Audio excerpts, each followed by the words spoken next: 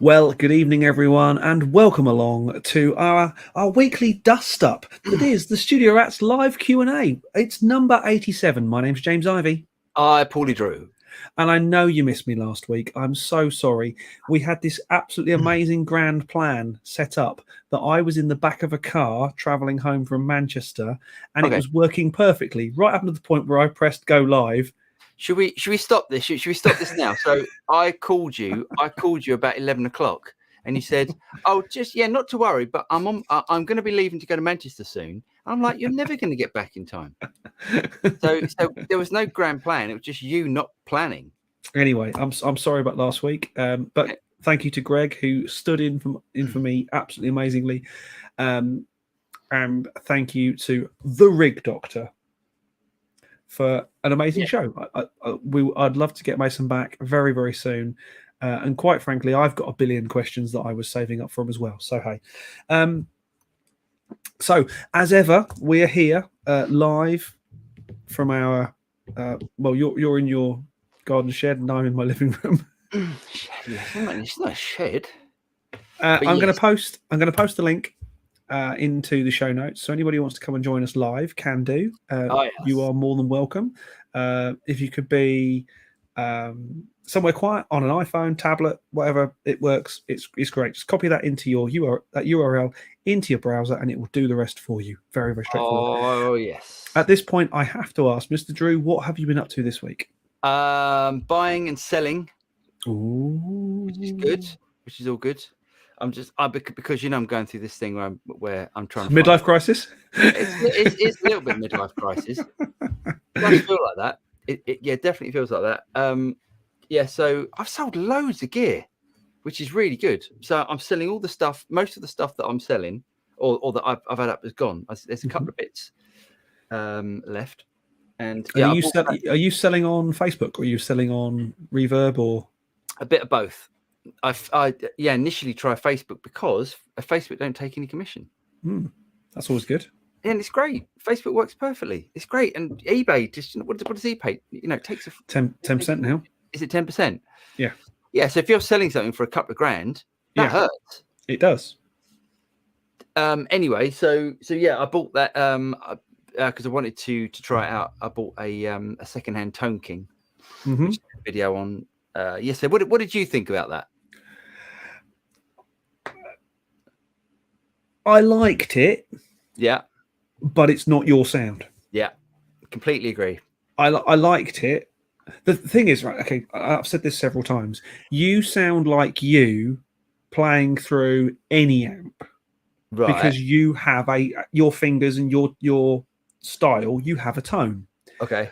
But that amp wasn't complementary to your style. Whereas for me, the Matchless is a match made in Devon for you, mate. It sounds amazing. Devon. Yeah, no. I'm with you. I'm with you. But I'm glad I got it. So that's going. That's going. But it's nice to try it. I think I really know that Fender style amps are definitely not for me. No, I know they're not for me as well, which is quite interesting. But it would be nice. It looks quite cool, and it would be nice to have in the studio. Just as like a vintage flavored thing, but it's not. It's not for me. However, Mason did say something very interesting last week that I picked up on about a certain series of Fender concert amps. That are the Rivera era. Yeah. And I've been looking on eBay, and there are a couple, but also I've been looking at Rivera amps themselves, which are a kind of Fender style circuit, aren't they? Some are. Well, there's a couple of on eBay at the moment. Do you remember I was looking at one on the auctions, and it was it went up to about 600 quid, and I was like, this is a bit high for what I wanted to. Yeah. But there is the same one, the 30 watt 1x12 combo. I can't remember exactly the one. You've got to be careful, because there is one that is an electric amp and an acoustic amp at the same time. No, it definitely isn't that one. That's not the one to get. No, I've heard that's a bit of a dog. Well, it's very, you're spending money on that acoustic side of thing, which you're never going to use. Yeah. But there is one on there for about 400 quid at the moment. I'm thinking, oh, that's tempting. But there is a Rivera concert. Sorry, the Fender concert on there at the moment. Oh, And nice. the tuba 10s, but they're about 1,000 quid. I mean, yeah, 1,000. It's a lot. It is a lot of money. It is a lot of money, but not compared to what I'm spending on amps at the moment. No, but you're a guitarist. I'm a drummer. I wouldn't expect you to drop $6,000 on a drum kit. No. That's fair enough. That's a good point. That is a good point. But I think, oh man, I don't know about those. I've heard some Rivera amps and I thought, whoa, they sound great. And I've heard some Rivera amps and I thought, I don't like that. Likewise, I have. I don't want to get stuck with something. Yeah, and I'm not. I don't know them well enough to say that's the one to go for or that's not the one to go for. Anywho, but the buying and selling is going in the right direction. Yeah, there's a couple more. There's some more amps I want to try out. What's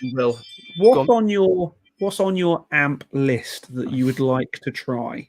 Well, shall we talk about this in a minute? Because I'd like to get some feedback off of the people that are viewing, off the viewers. Yes. Well, what have you been up with first of all? What have you been up to first of all? Where are we? So very exciting day yesterday. So I went from being a sole trader to being the sole proprietor of a limited company. Quite scared. I went limited basically. Oh right, nice one. Which was quite scary. Yeah. So that was a large chunk of yesterday, and then I also spent yesterday working on a track from my buddy Rex, a kind of a Santo and Johnny, trying to play lap steel on a real guitar is quite hard. Yeah. But it came out all right. I think I was fairly happy with that. It's in tune and it sounds together and stuff. And then today has been meetings. Do you know what? I don't like meeting days because you don't feel like you've achieved anything. Even though I've just looked at this thing all day, which is not very exciting. No. Well, today I've been doing a mix, and I was really enjoying it because I've been doing so many videos recently, and I'm doing a mix of that. And I was really enjoying doing it, and I was really, really into the song for this artist. And there's an and then coming, isn't there? Well, no, it's great. I was on a lovely time. I sent the first mix. It was all good. Just a couple of changes. Great. Load up. So they did the original track in Logic. So I got the Logic file and I thought, do you know what? I'm just to save me bouncing everything out and do that. I'm going to do it in Logic. It's fine. Any doors, I can use them all. Yeah. And then go down to go and pick up Harrison, my son, and then load up the project again, and as soon as it loads up, you push play, and the project goes and just like crashes. And it was like that. It was like that for 2.5 hours, just trying to think. Right, and it was. Anyway, I would say you were pulling your hair out, but we all know that's not the case, don't we? Not very nice. Kick a bald man when he's down. Do you know what I mean? And so about 10 minutes before we came on, I got it. I've got a mix sorted. Hooray! Yes. So anyway, we should get on to our salutations and hellos and stuff. And, let's do that first. Yeah, let's do that. So Jeff Rock is in the house. Good evening, Jeff. Keith Milner's in the house.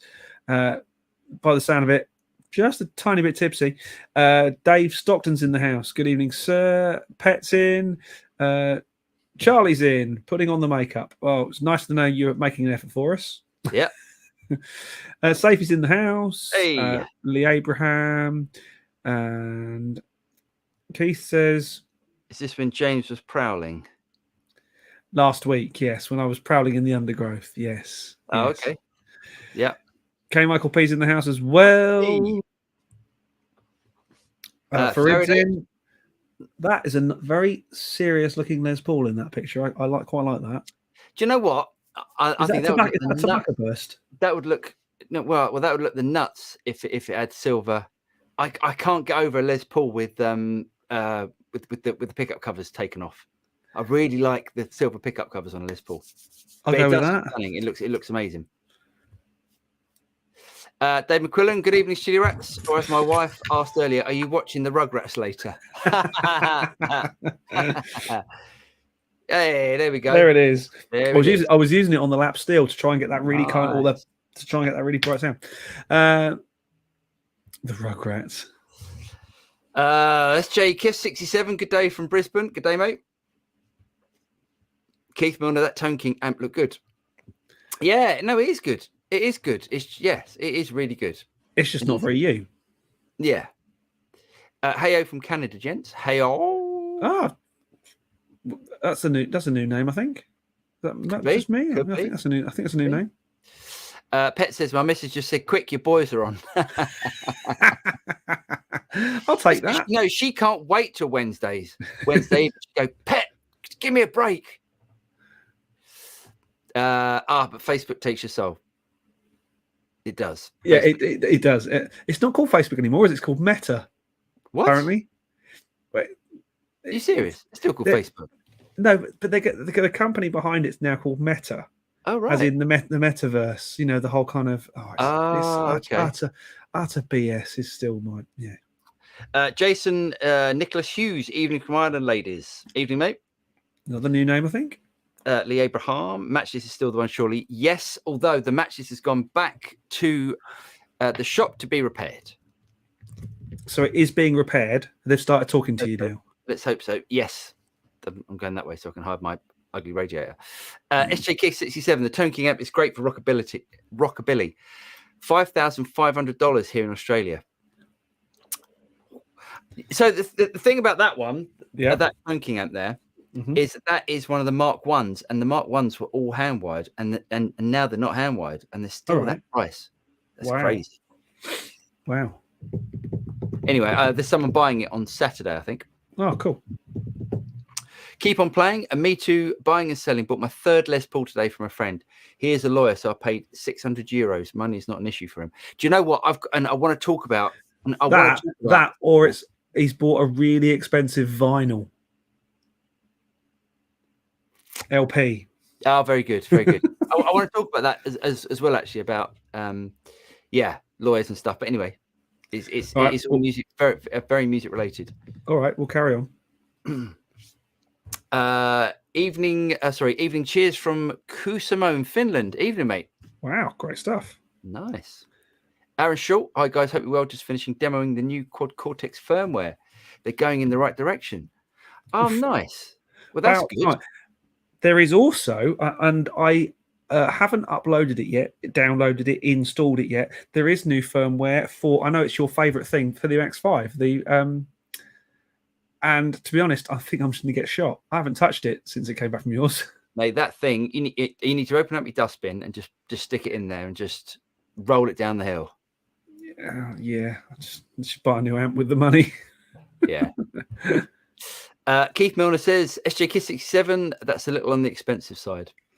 I think that could be due to where they are and stuff rather than, Well, it's like Marshalls, isn't it? It's like Marshalls in America. Marshalls in America are crazy money. Yeah. Yes. Keith Milner says, I may be an Oz in a few months. Nice. Hollywood actress says, hello, guys. I'm listening to the party and watching as I tidy the kitchen. Nice job, mate. Good work. Bruce Brooks, hey, guys, sad news. I can't sit at home and play with my Johnson anymore. Sold it. God, he sold his Johnston. Nasty. I was surprised at how many people were interested in buying it. Wow. You can't stop saying my Johnson though, can you? I actually think my J Station's got to go, even for the 100 odd quid I'll get for it. I've got a pile of stuff down here that's going to be on my eBay pile. Do you know what? I'm glad, Bruce. I'm glad you sold that. I'm glad you sold that, because I think that's technology that I think it's going to be a paperweight in not much longer. Yeah. I'm glad you got rid of that. Nice one. Great. Jason Nicholas Hughes. Most of the Riveras are hand wired. Nice. Interesting. So yeah, I'm tempted. Yes. Atari Wolf. Hi guys. I got an Omnicron, and therefore can justify I'm getting a guitar to help me recover. Absolutely. Yeah. Any excuse. It's the only way. It's the only way. What's the most comfortable neck you have ever played? You know, where it just feels like butter. Do you know what? Do you know what? I have to say, Go on. I am absolutely loving that Tele thin line neck because it's quite a beast. Right. I'm okay. I'm playing a lot more than I have done in quite a while. Playing guitar a lot more than I have done in quite a while. Yeah. But I'm all over that thing. Oh yeah. It's really if by nice as in best means easy to play, that thing's easy to play. It's great. Nice. I'm trying to think what I've got over there that's Or actually all the PRS. The Swamp Ash is amazing. Yeah, PRS necks are really easy to easy to play. Not the Silver Sky, but their sort of standard necks. Yeah, really good. Have you seen the new Made in Japan Guthrie Govan guitar? Yes, I saw that today actually. While I was looking at the news for the Guineas. It's still a Charvel there, presumably. Yes, I think it but is, not a £3,000 or £2,500 Charvel, presumably. I don't even know if I've listed it as a. It's not in the news. I haven't listed it in the news, but I did see it today. But if people want to have a look at it, I'll drag it up, obviously. Bruce Brooks says, I hope you're talking about a guitar. It's Johnson. No, it's an amplifier. It's an amplifier with digital effects and stuff built in the 90s. Yeah, early to mid 90s. Yeah. Yeah. No, late 90s. Mid to late 90s. I would say. Yeah. Okay, I'll nod and agree. Yeah, because the pod is 2000. Oh, I don't know. Who knows? Anyway. Rob Huxtable, welcome to the Limited Directors Club, James. Scary, but scarily easy to do as well.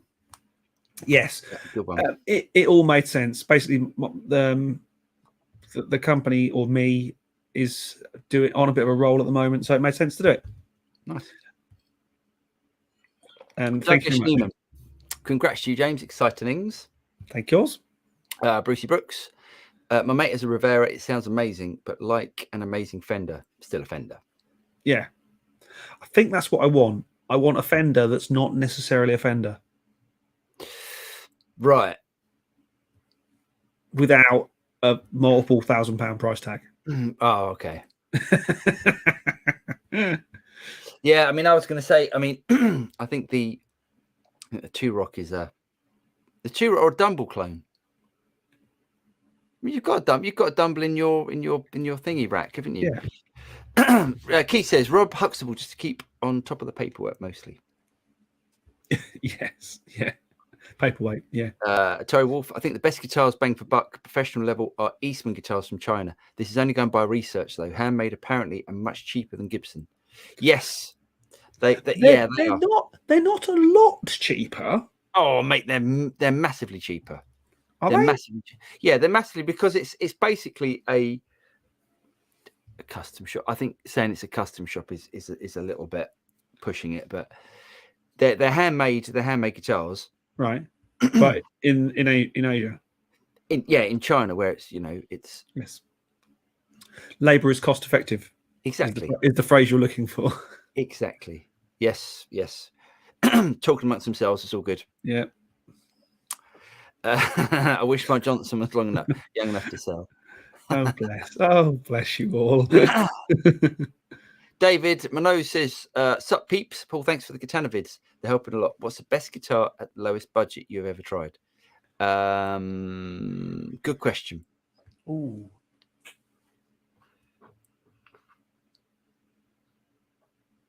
Well, the daft thing is, right? I mean, we've all played. I mean, I've played some of the newer. Actually, this would be an interesting thing. I've heard rumor today that Music Messer is going to happen. Nice. In April. If it does, I think there's an outing. Jolly. I mean, no, sorry, a work trip.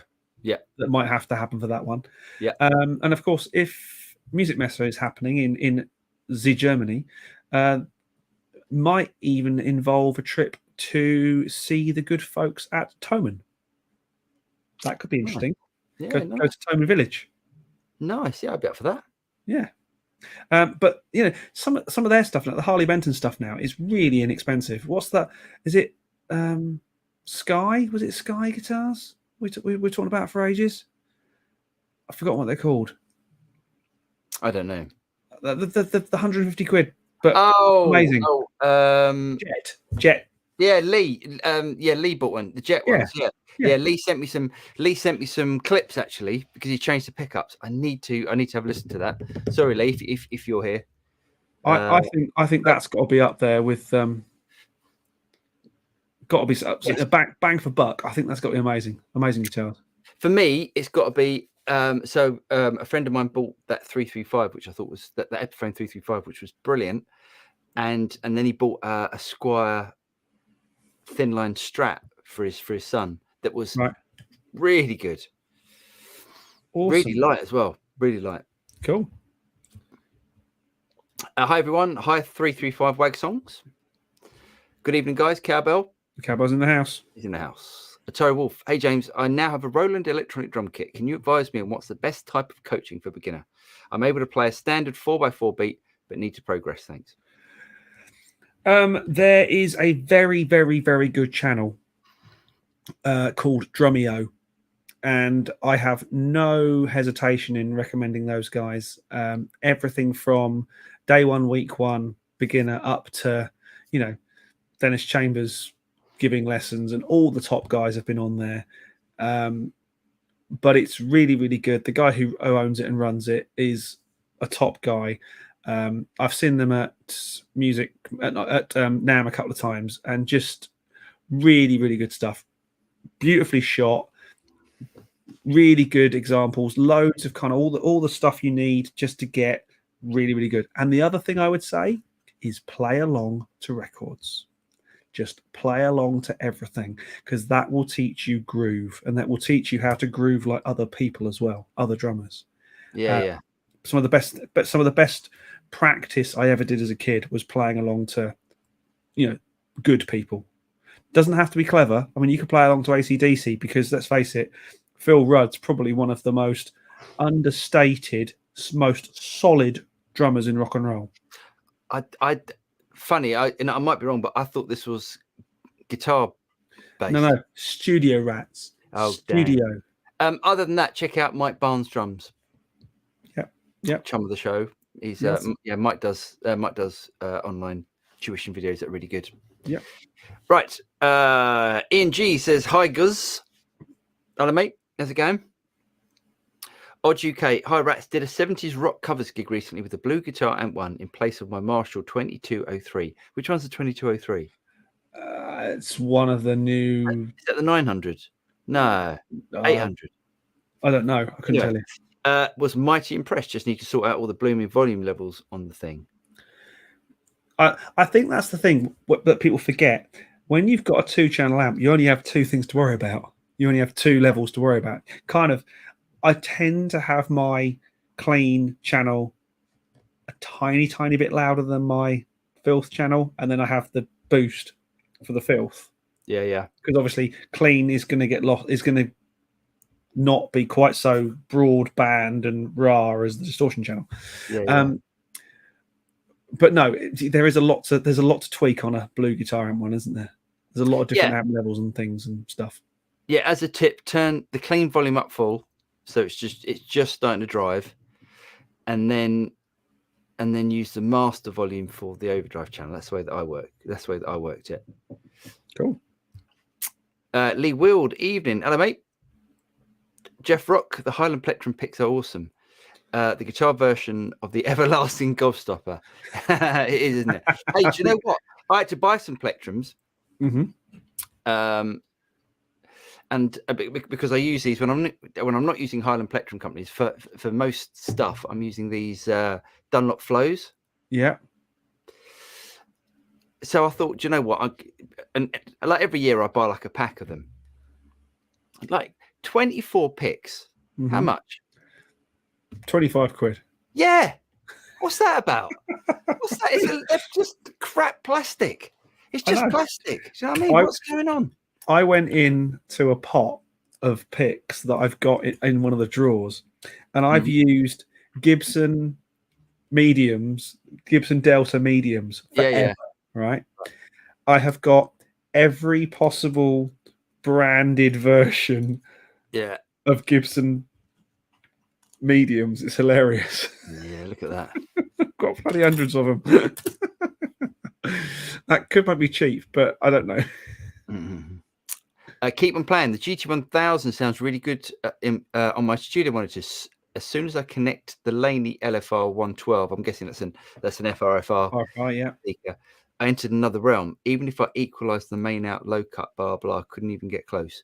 Well, one thing, it's funny what happens when you plug in something stereo and it's coming out of stereo monitors. Yes, everything there is not there. So you've got it coming out of left and right, and then when you plug into a single speaker, everything's coming out of that single speaker, and they never sound, it never sounds right. So what I'd recommend, if you can possibly afford it, get a second LFR 112, or when you are setting up your tones on your monitors, hit the mono button on your monitor controller or your whatever, so you can check that it works in mono. Yes, exactly. There's not much we can fix about that, unfortunately. That's just a phenomenon of stereo. Yeah, it is a funny thing, because I'm so used to having, being in the studio and having things in stereo, and then as soon as you plug like a guitar into a just an amp, you go, oh, what's going on? But it's because you become used to that big stereo field and stuff. Oh, here we go. Did you get those clips? I did get the clips, Lee. I haven't listened to them yet, unfortunately. Sorry, mate. I tell you what the problem was. I think you sent them on Saturdays, and for me, Saturdays are glug glug glug glug glug. No. Oh yeah, all day. All day long. But yes, it's then all the emails pile on top of it, but I will get around to it. I look forward to listening to that. Ian Lorimer says, "Evening, gents. Evening, Ian." Sergio Fernandez Barenda. Hey guys, wanted to ask, how important are silent pickups in the studio? Specifically, I guess you mean single coils. Don't worry about it. I did a track today, as I was saying earlier, and I had to do a guitar solo, and there is so much noise on that guitar solo when I'm not playing, but you don't notice it in the mix. I think it's just a guitar is noisy. Don't worry about your silent pickups and stuff. What do you think, James? Do you agree? I think there are some really good silent pickups out there now. We are in talks with an Australian pickup brand to do some stuff with them, and all their pickups are silent, but they're amazing. I don't think it's as big a deal as everyone makes out. I mean, certainly if you are in a modern studio with fluorescent strip lighting, not that anyone should have that in a studio anyway, but computers, hard drives, all this stuff sends out RF, and single coils don't really like it. What you might find is that sat here is noisy as hell. Sat there is absolutely fine. Work in your environment. It's not a huge deal. I play with my lace sensors. I know they're technically, are they silent, noiseless? I think they might be. I think they are, but certainly my telly and none of the other stuff. The thing you can do to improve things without changing the pickups is go to the garden center, and I'm not joking at this point. Go to the garden center, go to the section where you get the slug repellent. Get some copper backed tape. And you line your pickup line the cavity of your control cavity with copper backed tape, and that will do you more help than messing around with noiseless pickups. And the reason I said the garden center is because if you buy it from a Luthier, Lex Luthier, then it's about 25 quid a roll. You get it on Amazon as slug repellent tape, it's about £2.50 a roll, and it's exactly the same stuff. Interesting. There you go. Tip of the day. Interesting. Ian G, hi guys, good evening. I'm a new fan of the show. Really great stuff on your channel. Thanks, mate. And I really want to ask Paul some boutique amps. And I really want to ask Paul some boutique. Ask away, mate. Ask away, because I'm loving amplifiers at the moment. There's no such thing as a silly question, only a silly answer from Paul. Absolutely, yeah. Pet says, Desert Island scenario for you both. 1 album, 1 guitar and amp, and 1 beer brand that is unlimited. Oh, do you know what? 1 album, easy. Actually, do you know what? This is actually quite easy. Go on. 1 album, Toto 4. Right.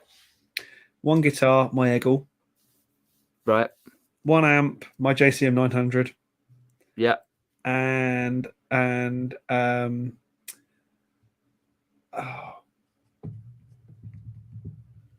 beer. That's the difficult one.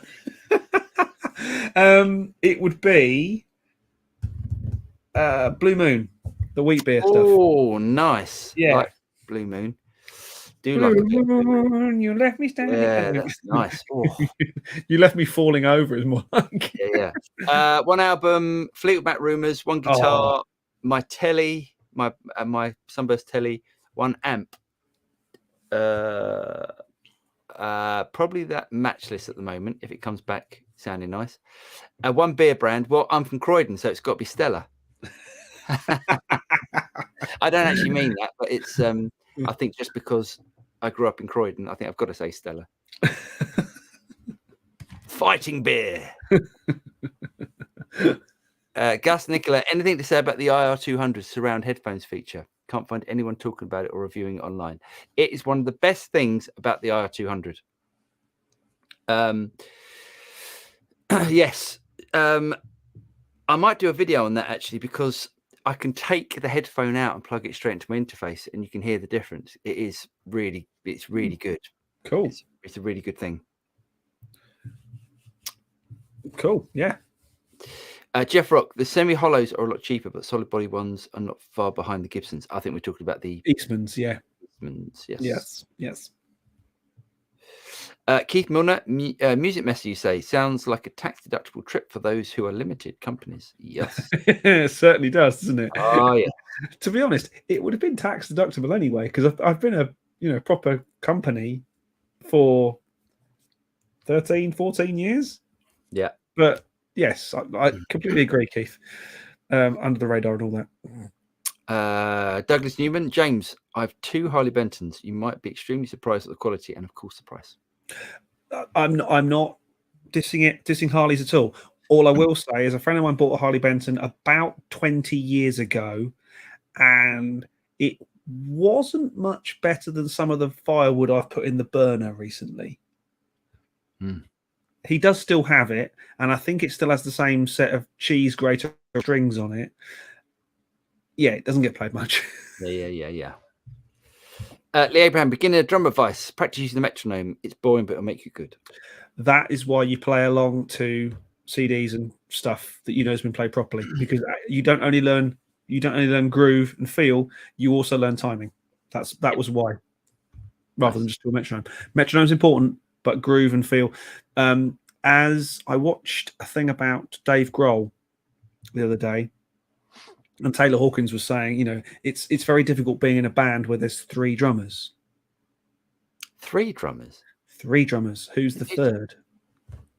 I couldn't tell. Oh, well, it's not really. He's not in the band. But he was the drummer for Garbage. I know, but he's not in the band. He's just he's produced a couple of their albums. He hasn't even done all the albums. He's done a lot. He has done a lot. Anywho, but it's difficult being in a band where there's 3 drummers. Yeah. But the thing about Dave Grohl is his timing is impeccable. I love Dave Grohl's drumming. I love his drumming. I mean, he's actually, him and Taylor Hawkins are 2 of my favorite rock drummers. Absolutely. Because my God, they hit hard. Mm-hmm. And sometimes people hit drums too hard and the drums stop speaking. Yeah. They stop sounding like drums.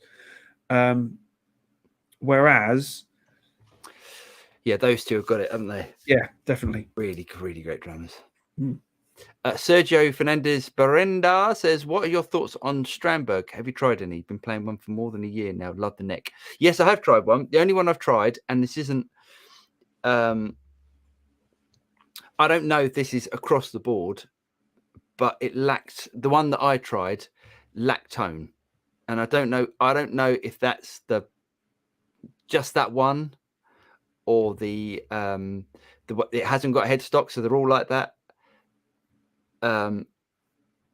But yeah, the only one that I've tried sounded strange to me, and that's not to say that yours sounds strange. It just could be that one.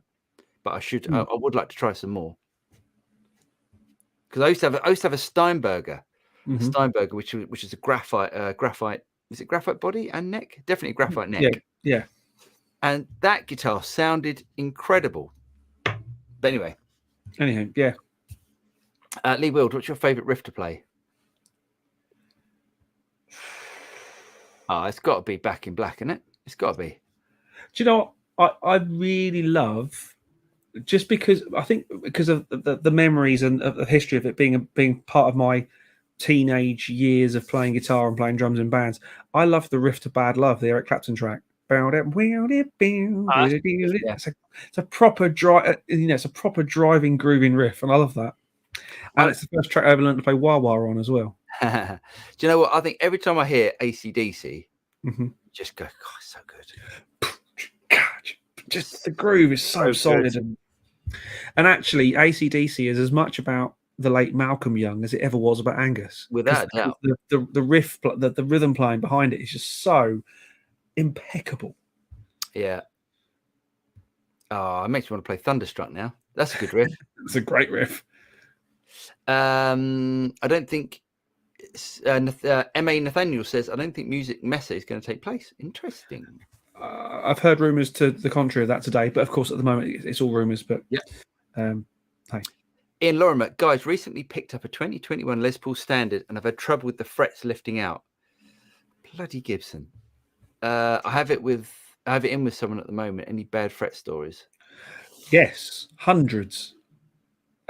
Basically every single one of my guitars that's been to Steve recently, where what can happen is where the neck contracts and basically goes bow and arrow, it squishes the timber, the wood around the fret wire, and when you open it out, the frets pop out. That's so interesting. Nearly every one of my guitars has had to have frets re-glued and replaced and stuff. And yeah, see, there's a thing. There's a thing with Gibson guitars, and I might have said this on a couple of shows ago, Ian, that because you've got a standard, it's a bound neck, and what Gibson do with their bound necks is they put the binding on the rosewood fretboard. This is before they put it on the neck. They fret, they fret, put the binding on, and then they put the bound fingerboard on the neck, and that is why Gibson has so many problems. It's just I can't understand, because as soon as you glue that onto the neck and you put tension in the truss rod, you're bending. Yeah. But why not put it on? Why not put the fingerboard on, put the frets in, then bind it? What is it? They're just trying to save money. It really winds me up. And something like the PRS DGT is just an amazing neck. PRS is just a different level of.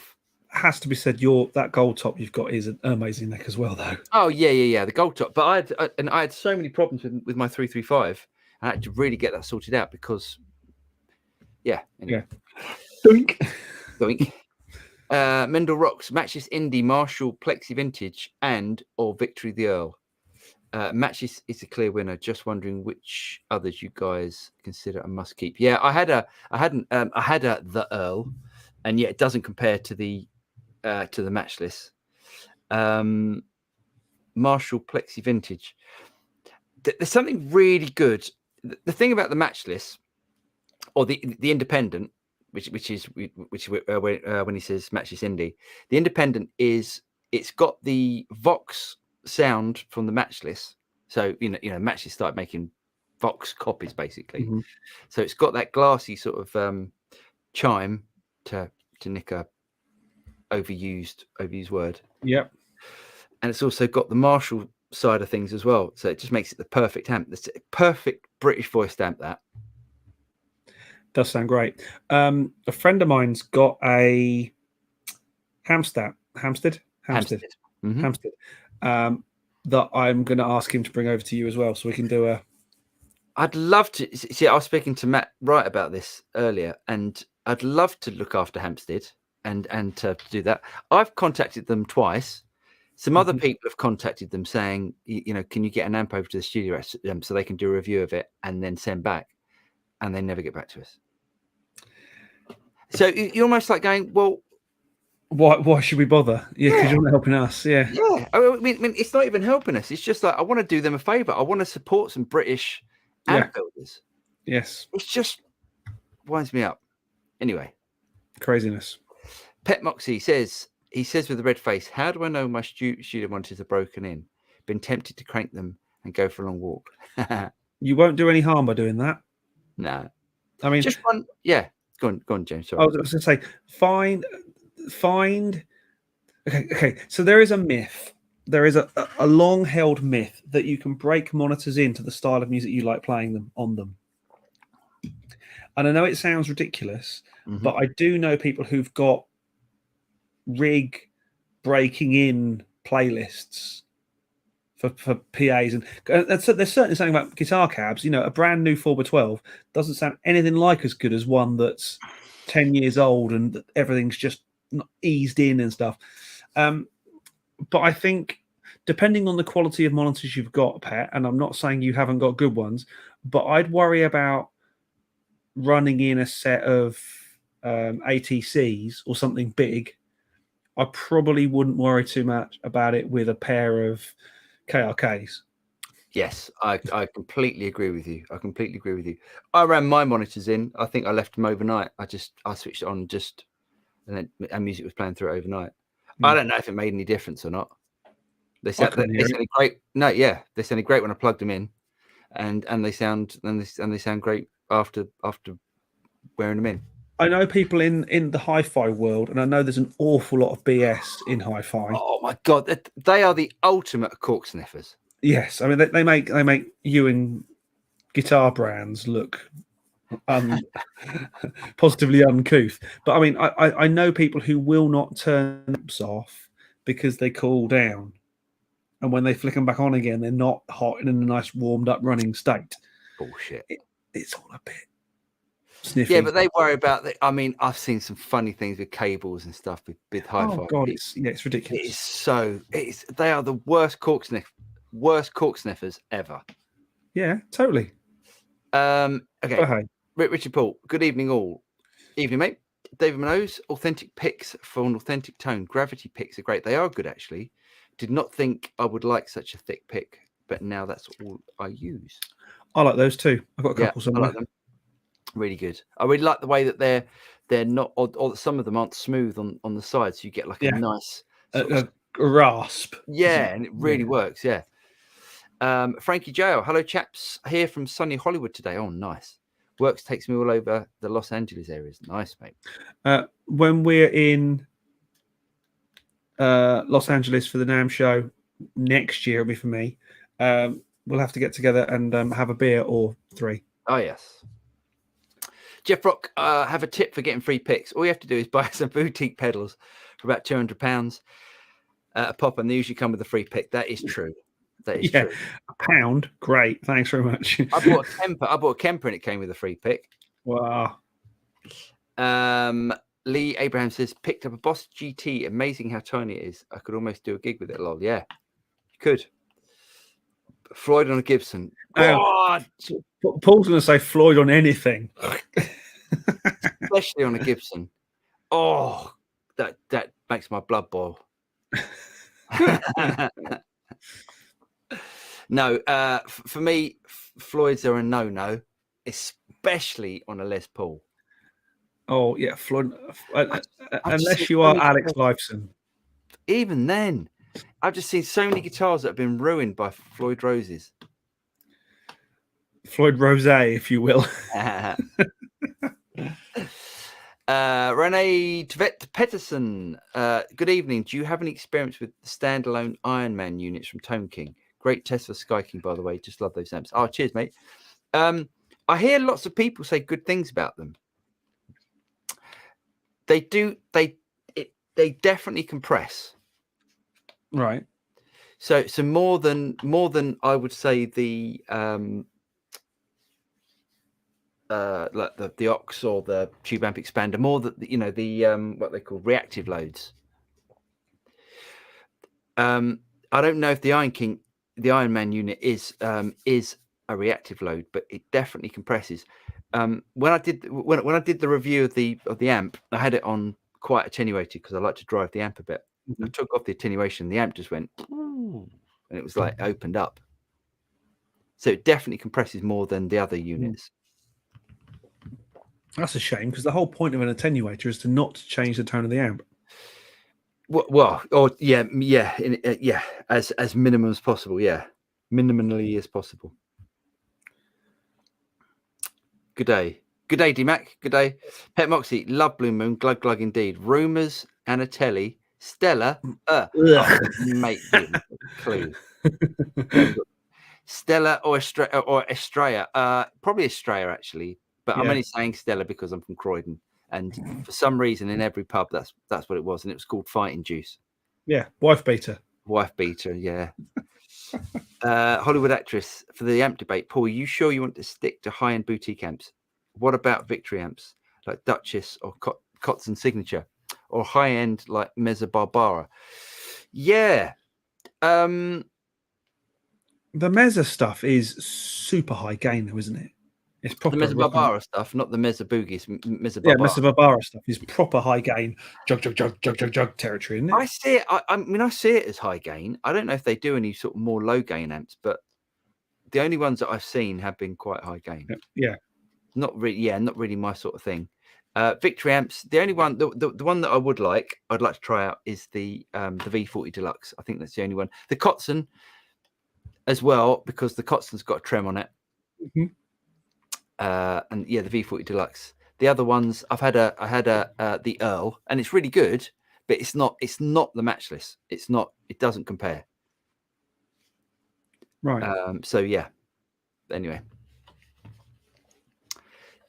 Farid H, do you have a set method for dialing in a valve amp using an attenuator?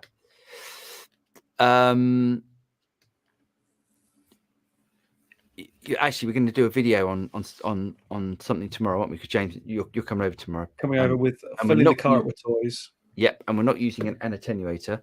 And there will not be a guitar in the car. Ooh. For a change. Just get so set the attenuator so it's not making your ears bleed, and then just dial the amp in to taste, and then you'll hear it as soon as you turn up the power. If you've got a master volume, or if you haven't got a master volume, as soon as you turn up the gain, the volume on the channel, you'll hear it. You'll hear the point that you like, either the point it's broken up too much and you knocked it back a bit, but I just turn the attenuator so it isn't making my ears bleed, and then get the amp to sound right, and then compensate with the attenuator to match that the level again that you want in the room. Sounds right to me. Yours. Cowboy Studios bought a 12-string electric Harley Benton a couple of years ago. Worst POS ever. What's the POS? Point of sale? I was going to say point of sale. Pile of shite. Pile of shite. Yeah. I don't know. I mean, certainly I've heard good things from them recently. They're making some good stuff now. Yeah.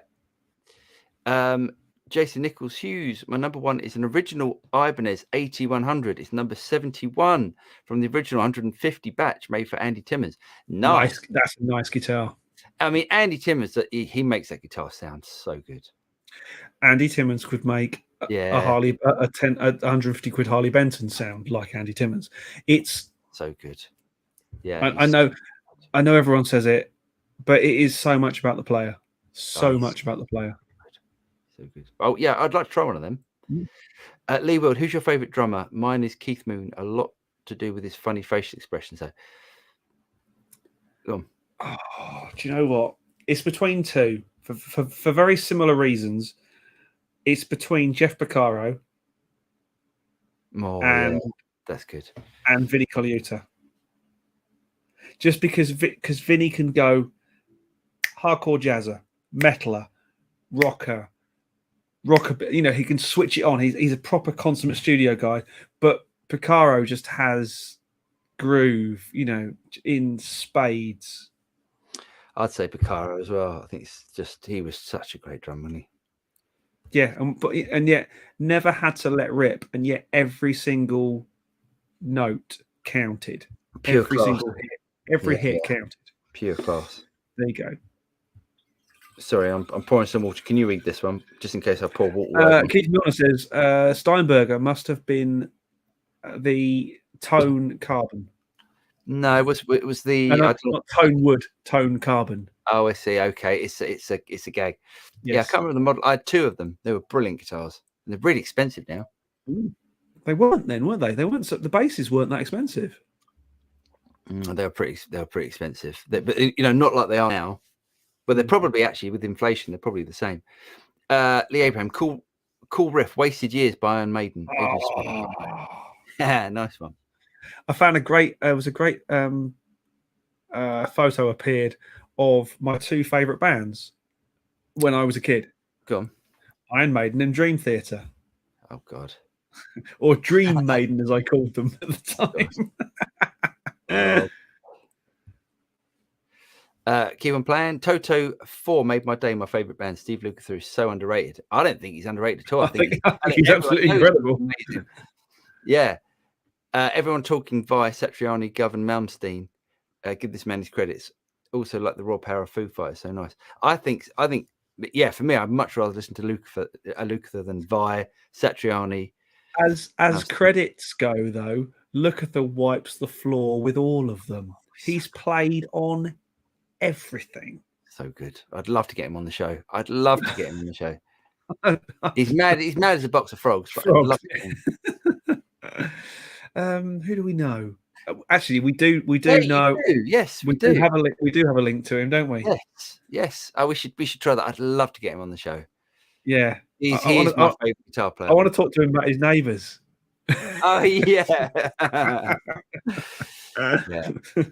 yeah. DMAC, hi guys. If recording through a Katana or effects unit, will the DAW auto create 2 tracks, one effective, one dry for reamping? Or do you need to set this up manually in your DAW? Thanks. Let me just read this again. If recording through a Katana or effects unit, will the DAW auto create 2 tracks? No.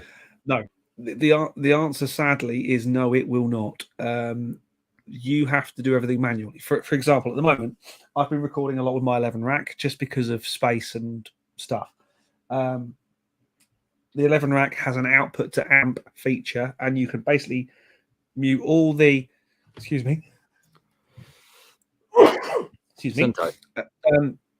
you can make the output to amp just a rig through, if you like. So I'm recording 2 channels per guitar part, a mono guitar DI, clean DI, and a stereo rig.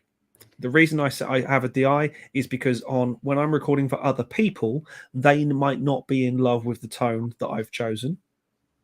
It normally doesn't make a difference, but just in case. And that has to be set up manually. Even with things like Katana or other effects processors, I don't think I know of one that records 2 tracks simultaneously, a stereo rig and a mono DI. I don't think I know of any, in fact. I never record with dry output, but yeah. So you just have to choose that in your DAW. Yeah. And if you're in Pro Tools, what I tend to do is I create a guitar group, which is a stereo track for the rig and a mono DI, and then every time I want a new part, I just duplicate it, and then I don't have to worry about the routing or anything like that. Just get someone does it. Good one, yeah. You missed Jeff Rock. Oh, sorry. Gibson, have to do it that way. It's authentic. How are you spelling authentic? SH1T. Yeah. No. It's a classic and it's a Gibson. It's authentic. Yeah. Yeah. Ian G. Okay. So Friedman stuff like B50 Deluxe, Twin Sister, and Bucks and Betty could cover a lot of ground. Bogner 20 anniversary Shiva also on my choice. The new Steve Stevens version too. Yeah, it's Fender clean and 2 drive channels. Yeah. I really like Friedman amplifiers. I think Friedman amplifiers are really, really good. See, I'd love a Bogner. Would you? I think I'd love an Ecstasy. I know it's a lot of money, but we both love Lukather. How could you not think that that's a great noise? There's one on there's one just come up on Reverb actually. The Ecstasy. Lot of money. 1,800. That's not a lot of money. Well, it's a lot of money. It is a lot of money, but it's not a lot for that amp. Exactly. Yeah. Yes. Do you know there's a Friedman Steve Stevens that's been on eBay for, it's got to be about a year now. They cannot sell that amp. Wow. I love the sound of that. That amp sounds amazing. Certainly does when Steve Stevens plays it. Yeah, he's fantastic. Yeah, such a great player. There was not that I'm judging, and not that I'm harping back to NAMM. Yep. But there was a great following Steve Stevens on the YouTube, as one does. Yes. There was a picture of him and his girlfriend on his birthday, and it reminded me of Rockstar Saturday at NAMM. Hilarious. Yes. Yeah, he's a little bit stuck back there, but he's got his style. I would say he's punching above his weight, if I'm totally honest. Oh, is he? Oh, good man. Oh, yes. Good man. Well above his weight. He's a rock star, isn't he? Why not? Batting above his average. Nice. Good man.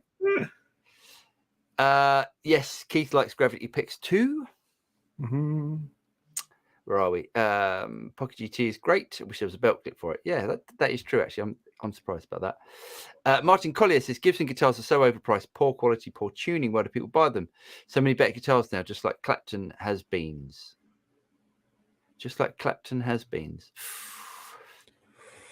Ooh, I'm not sure what you mean by that. I've got to be careful there because I've just bought his autobiography. Basically, I don't drive very far at the moment. The only time I drive anywhere is to go to Paul's, and it's a two and a bit hour each way round trip.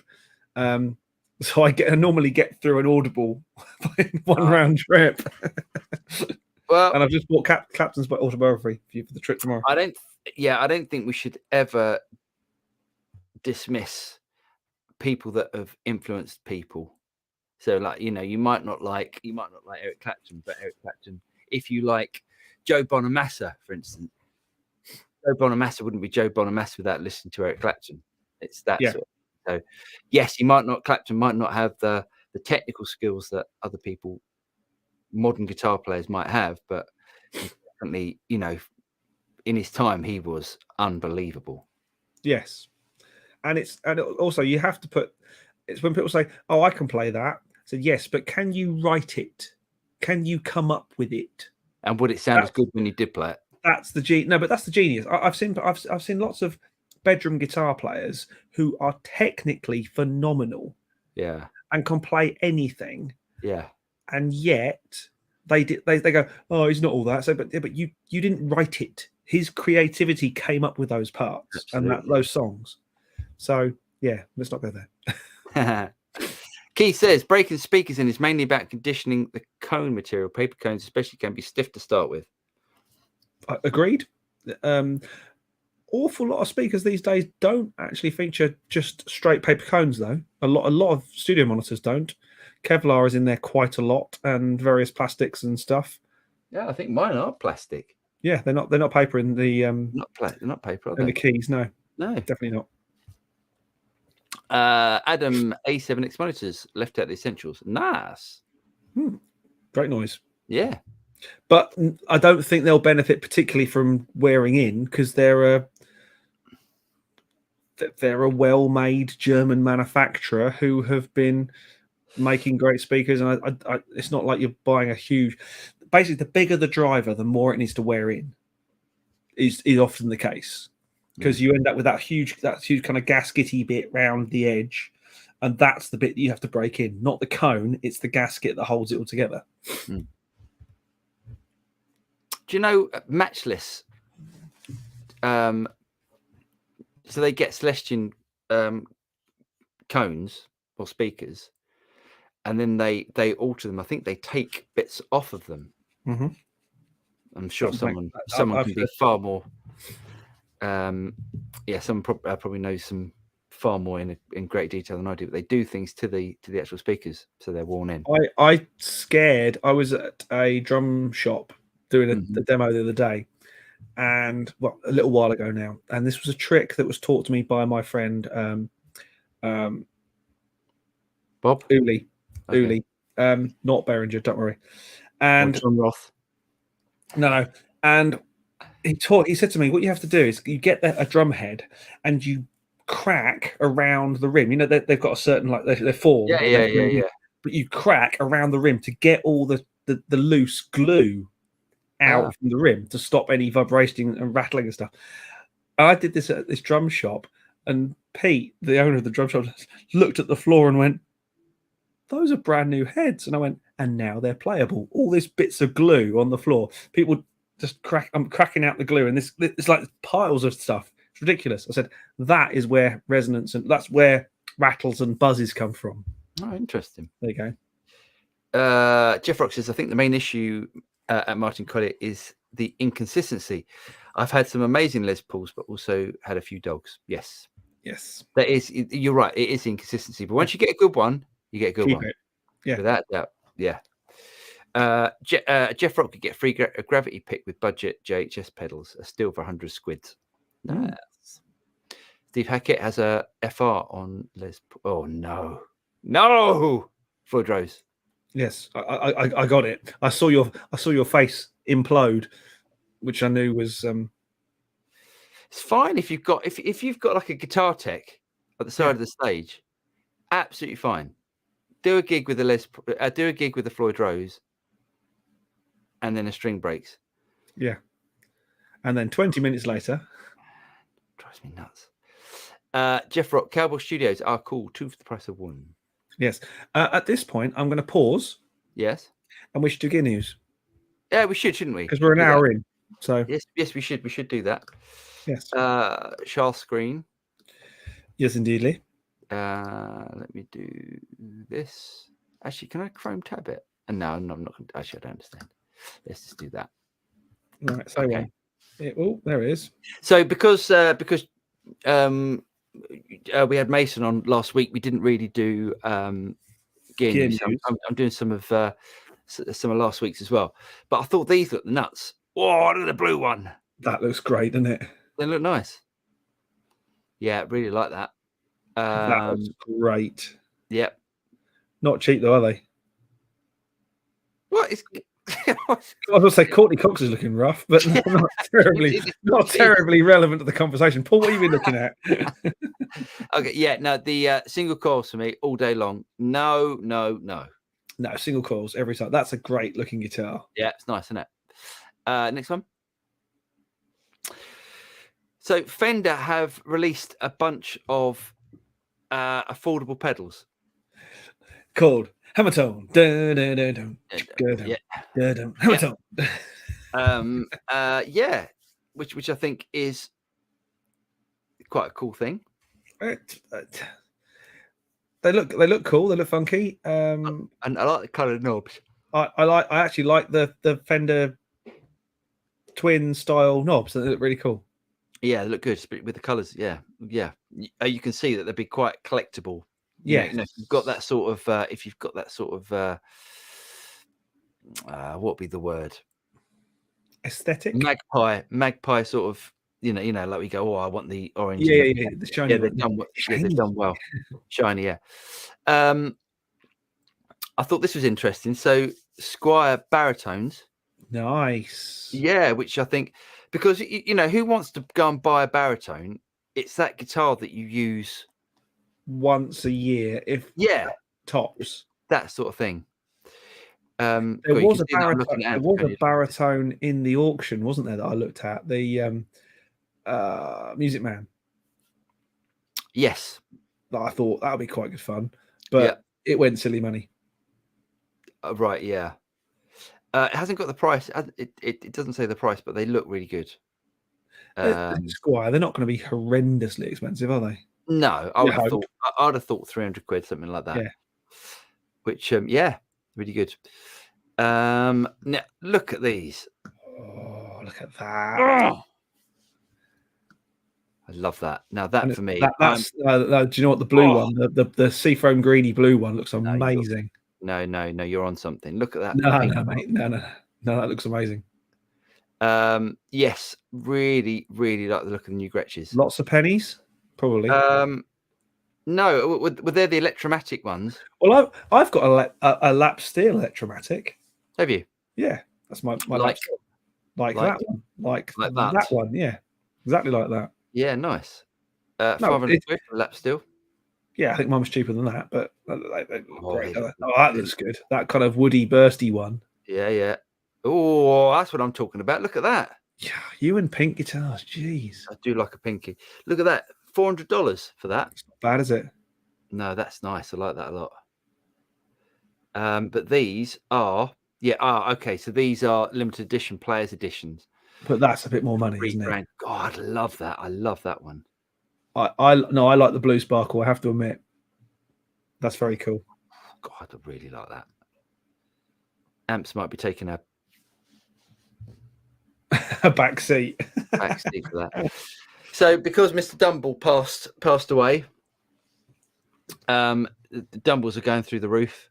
Of course, they are. Even more so. 175,000 for this one. Slightly above my pay grade. What budget for the ultimate amp? If you sell the house, mate, maybe. The thing is about that, I'd never. I mean, even if I had the money, I would never buy one. I'd just go and buy. I just go and buy a Dumble clone. It's crazy money. Yeah, it's bonkers. Anyway, it's what people do. So here's Guthrie's new guitar. I'm not a fan of the tremolo looks a bit weird. Well, that's the Floyd Rose. That's the non-locking. It is a locking, but it's a Floyd Rose.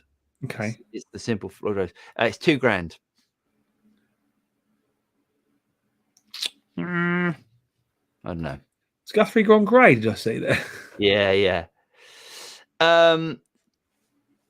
Yeah, so this is. I thought this was interesting. So Carlos Lopez, who was one of the master builders at Fender, is now doing his own thing.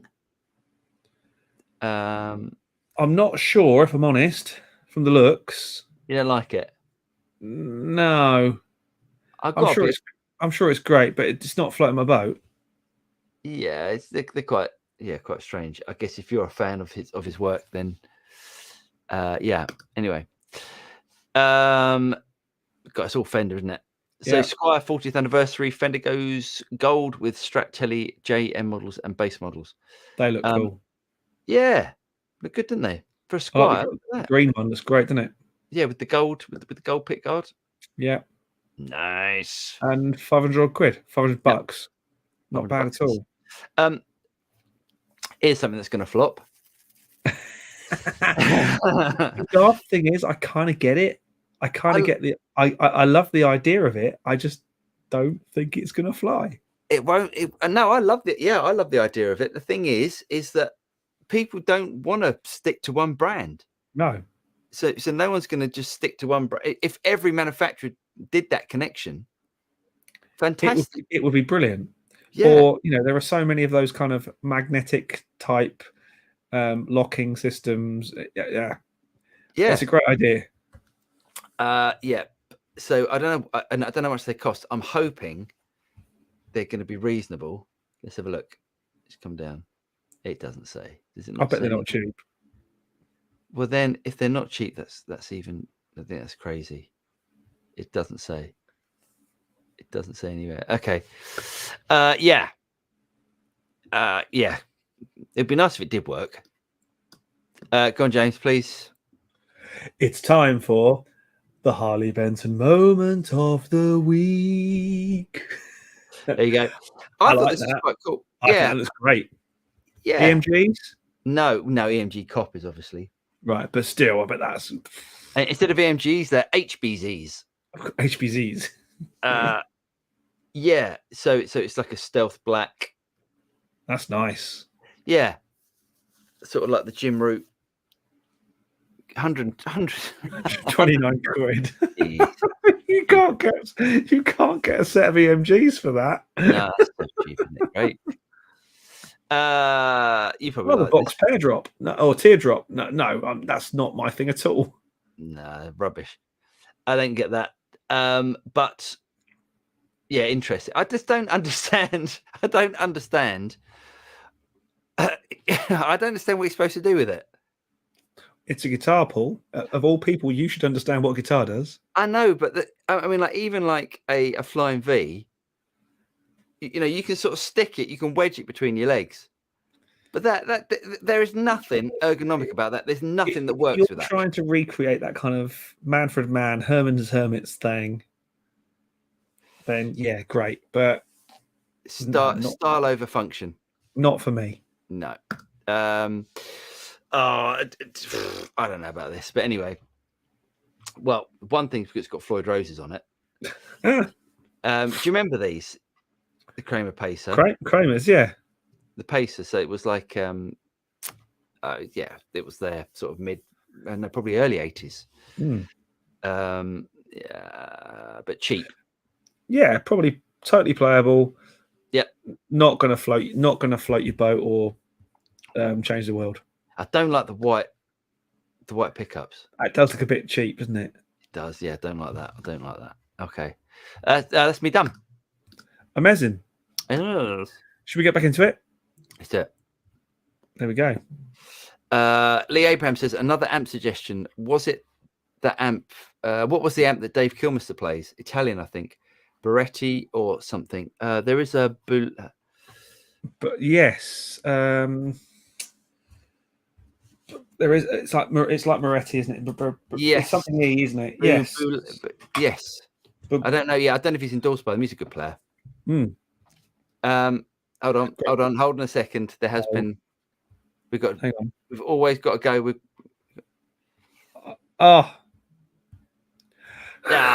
Pet. Thanks, mate. Most kind. You do look after us most weeks. Thanks, mate. It's very kind of you. I might even buy James a packet of crisps tomorrow. You know when you're listening to an album and you don't pick up on, or listening to a track and you don't pick up on something. Yeah. Rick Beato this week put out a video about 2 chord songs. Two chord songs. Okay. Songs. Yeah. Dreams is a 2 chord song. Really? It's only got 2 chords in the whole song. Wow. Do you know, I'd never picked up on it. I went, oh my God, this is just... God, that's clever, isn't it? That shows you what they could do. How much of a brilliant song it is that you don't pick up on the fact that it's so simple. No. Yes, Pet says Songbird from Room is a beautiful melody. Just those opening piano chords alone, you know you're hearing something rather special. The whole album is just ridiculously good. Recorded on location with Wally Hyder's mobile at somewhere amazing in Los Angeles. I seem to remember some amazing concert hall they could only get for one afternoon, and they just sort of the piano was there, cut the mics, bang, done, nice. One take. Sweet it. We need to go back. We do. I'm trying to find where we was. Thank you, sir. Thank you very much. JTK, I have a V40 Deluxe with a VCD 2x12 cabinet single channel amp, not as bright and transparent as Duchess lunchbox type, but I like it a lot. That's the one. I think the V40 Deluxe would be the one that I'd be most excited about. Mm-hmm. Because it's a nice amp. That Shahar Bar's in the house. It's going to get political. Hey gents, I love UK politics. They dedicated an entire session to tell Boris Johnson how much they think he sucks. I like Boris. Really? Oh, I think he's a buffoon. No, we're not getting politics. We're not. So let's talk about drummers. Let's talk about drummers instead. He's a bit of a buffoon, but I like him. Let's talk about drummers instead. Damn right. Kevin Harrison, nice. Good Amazing choice. drummer. Soup's drummer. Porcupine Tree, King Crimson, etc. JTK, Vinny Appice and Ian Pace for me. JTK, I think I'm sensing where you come from, music stylingly. Yes. Yes, absolutely. Cowboy Studios, my new favorite pedal guy buys recently. I bought a British pedal company Range Master treble booster the other day and love it. Nice. Nice. Oh, I saw them on Anderton did a video on them. Yes, I saw that today actually. Vinny did the drums on the 18 theme tune. I didn't know that. That wouldn't upset me, and it would probably only endear me to him even more. Yeah.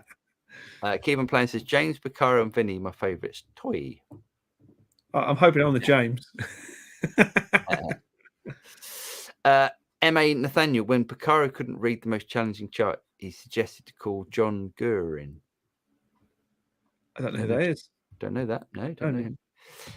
Jason Nicholas Hughes. After watching your review, I have serious gas for the blue guitar Iridium. What would you recommend as a cabinet for gigging? Get a 2x12. A blue guitar Duo 2x12. I'll probably go with that. I haven't tried the 2x12. I tried their little nano cab, but I'd go with probably go with their 2x12. No, cool. Shahar Bar, going to see Ingve in a month. Can't wait to see him shake his old ass and sweaty knockers.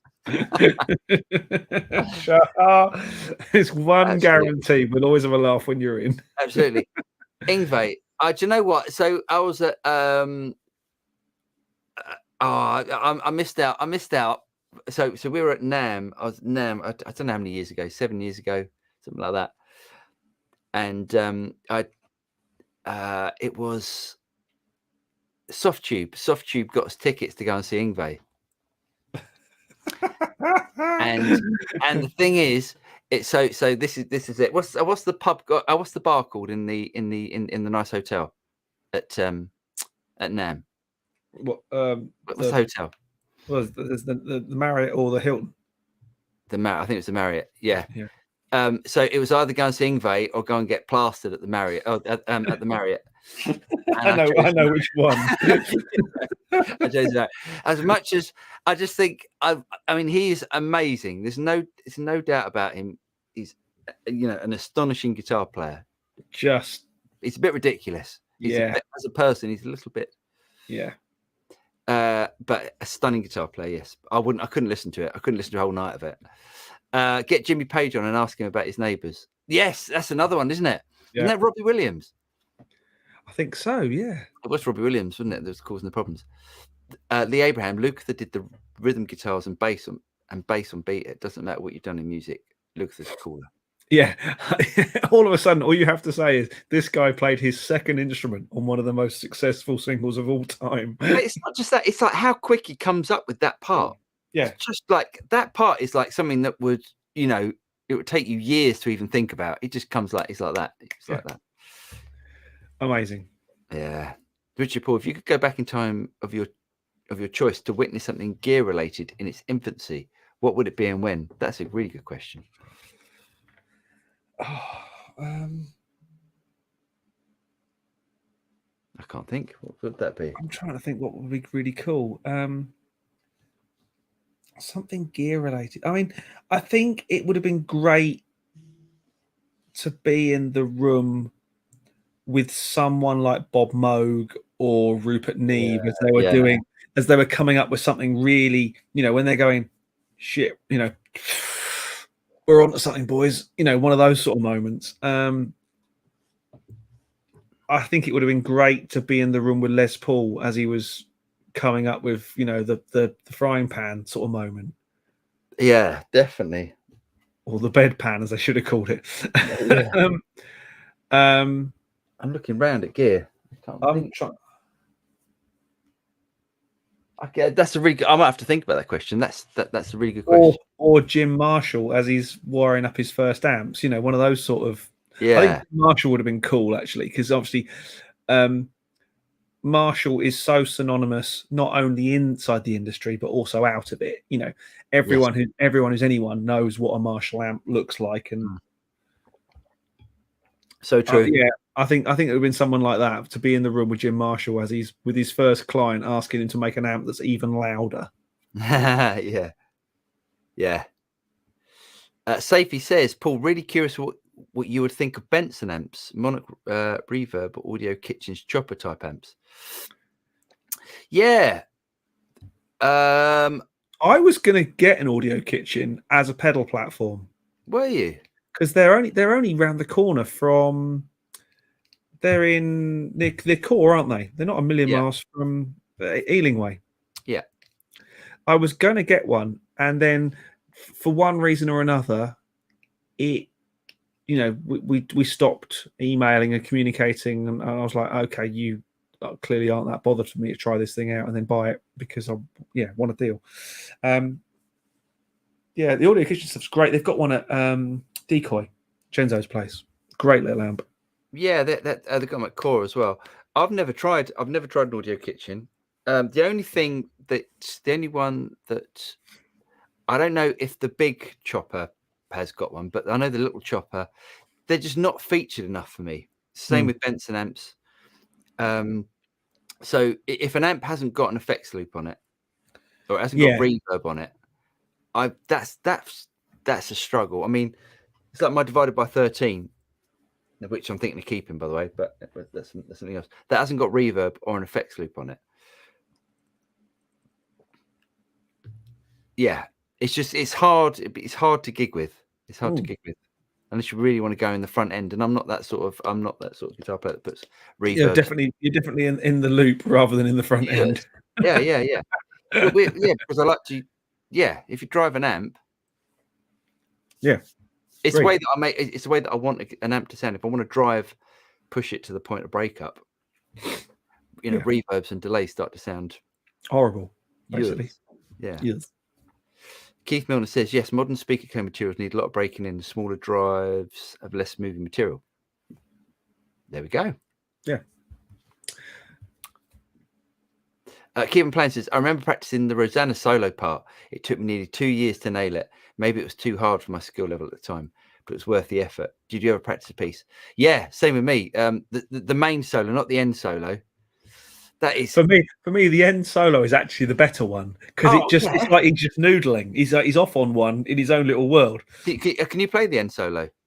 I can play the middle solo. I can play the middle solo. I can play the middle solo, but the end solo. I can do a lot of it. That opening.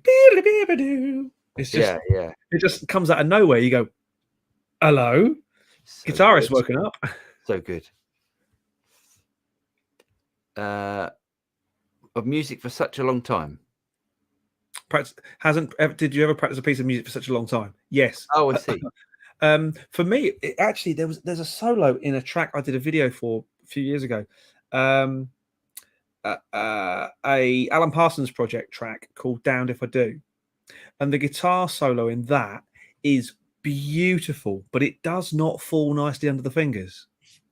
It's one of those you've actually got to learn it, right? And I actually learned it, and then it breaks into a harmony at the end, and you just go, "Oh, it's so good!" When it does, you just go, "Yeah, that's good one to learn." Nice. Jeff Rock says the Clapton audiobook is fantastic, James. One of only two I've listened to more than once.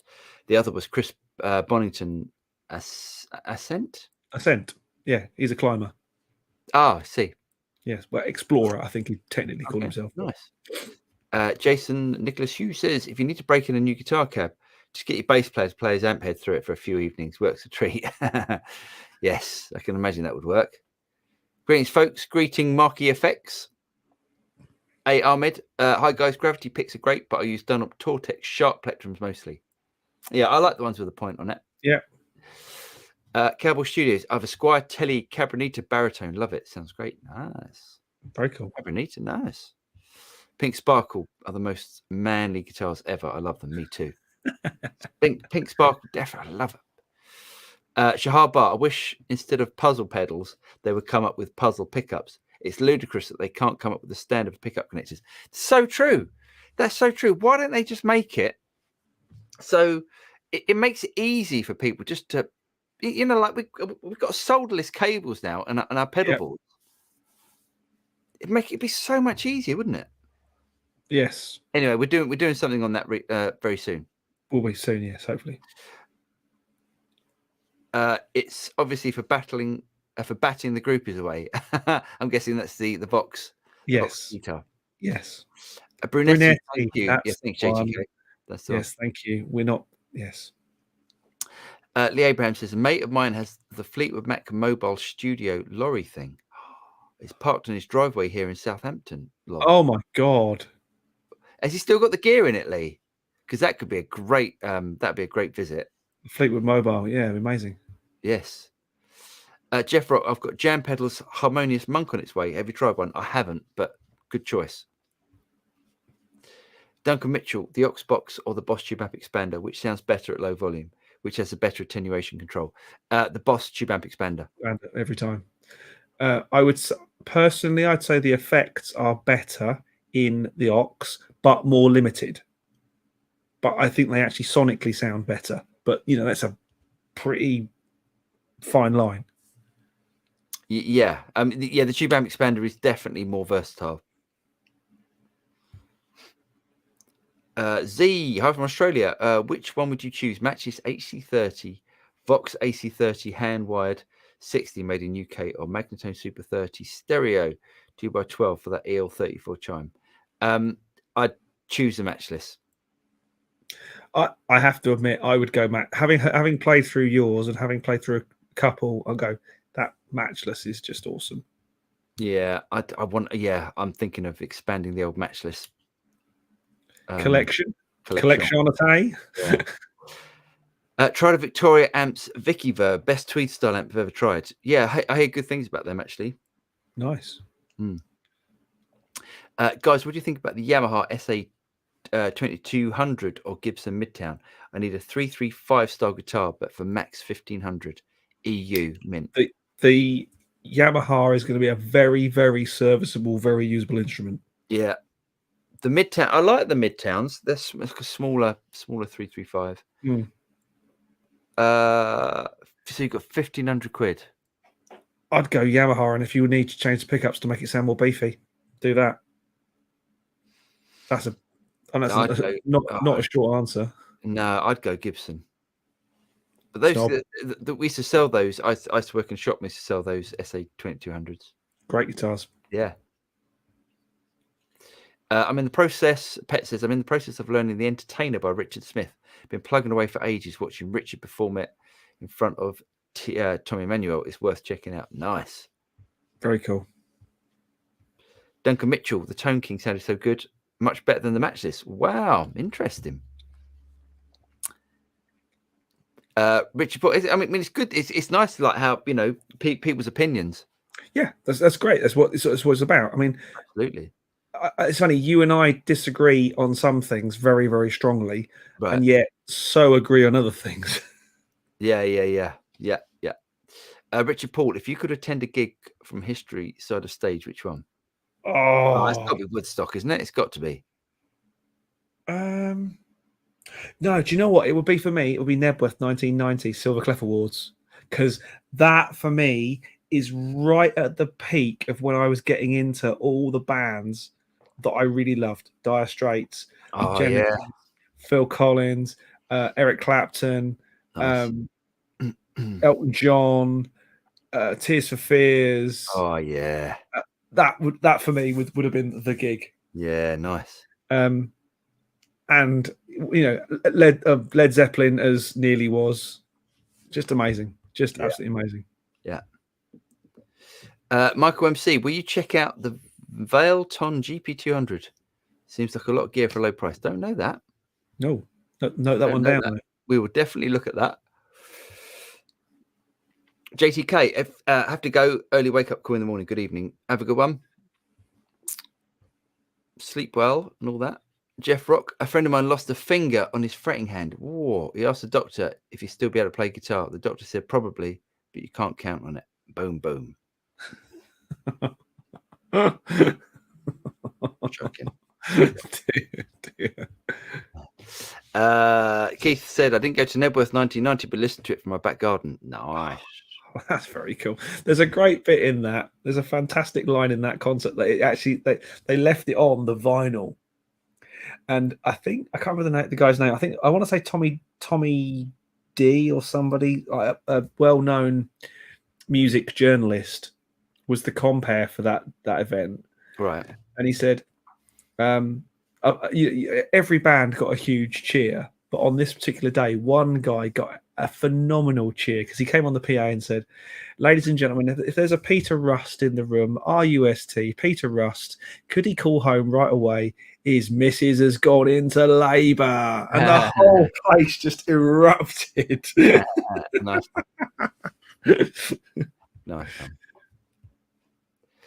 Ayama says Eastman's semi-acoustics are great. Mm. Nice, yeah, good choice. Jimmy Page tuned Drop D in 1969, Moby Dick. This blew my mind. Yeah, it's surprising the number of people who do tune down. I realise that Stevie Ray Vaughan tuned down half step. Yeah. Yeah. Which kind of does then get around the whole kind of, he's playing through G's wire. Yeah. Or 13s or whatever it was, but tuned down half a step. Yeah. Josh Smith as well. I think he plays like 13s, and I don't think he tunes down. Yeah. I used to play 11s all the time. Yeah. But yeah, I was playing every night, like 3 sets a night, every night of the week. Yeah. And I was going through strings because my technique was just going to shit. Yeah. Derek says, hi guys, loving the channel. Thanks, mate. Have you tried a THD Flexi 50? No, I haven't tried any of the THD stuff. I've tried a couple of theirs and I really like them. I don't know that particular model, but their stuff's got, it's got a very distinctive tone in a good way. Nice. Pet says, have either of you tried semi-open headphones for recording monitoring vocals?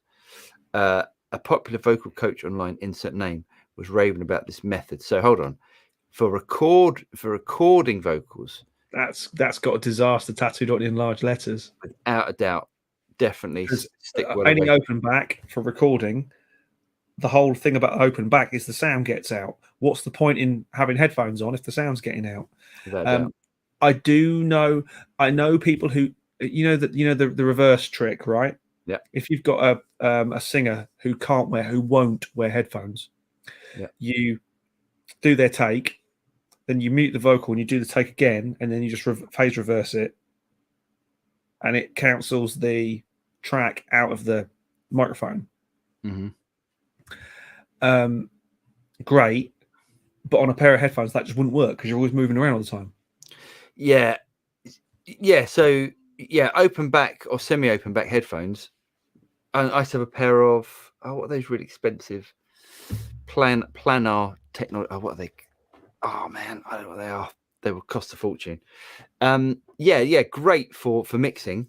Mm-hmm. If you haven't got any, if you haven't got monitors or you're trying to do something late at night or you want to listen to stuff, brilliant. But not for recording vocals for the reason James said. Interesting though. Interesting that someone suggested that. I wonder if there's something that's out that some craziness. Chris, someone.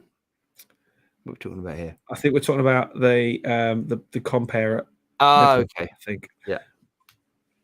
Cabell says Josh Smith had a gig in Norway, and we got to feel up his telly unplayable. Yeah, apparently so. Apparently, it's like you play that guitar, and it's really hard to play and doesn't sound great because when he plays it, because he smacks it so hard. Mm.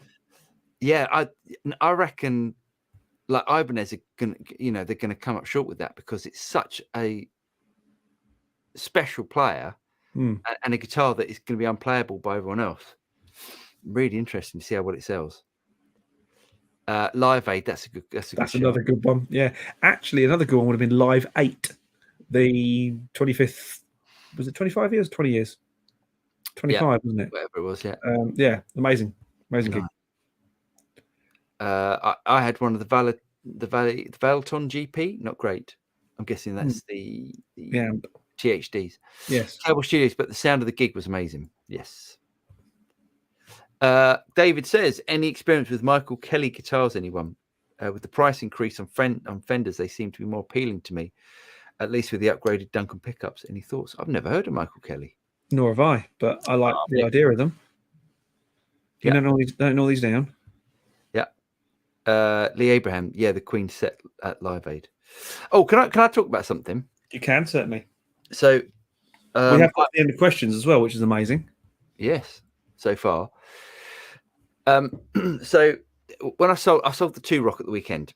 Yeah. I took it down to a very nice guy, really nice, a stunning house and all that sort of stuff. Mm-hmm. So this is his guitar collection was better than mine. Like, yeah, just like, but that's not his job. So that's it. So obviously, quite a, I don't want to say wealthy, but a guy that's done well. He's done well. Yeah, he's very comfortable, and he spends his money on really nice guitars, really nice gear. He had a Amplified Nation Dumble clone, which was it was in red suede. It just so good. And now he's buying he bought the 2-Rock and stuff. So and the whole thing about PRS and dentists. Mm-hmm. Yeah, he was a lawyer, wasn't he? No, he wasn't actually. He wasn't a lawyer. No. He was. No, he's cool. He was really nice, really nice guy. But he was. He wasn't a guitar player for as a job, but obviously doing well. Then I went round to buy the Tone King amp, and the guy bought it off was a banker. Right. Loads of PRSs, all immaculate. There's a funny thing about, and I've never seen it before, about the whole buying. If you're like a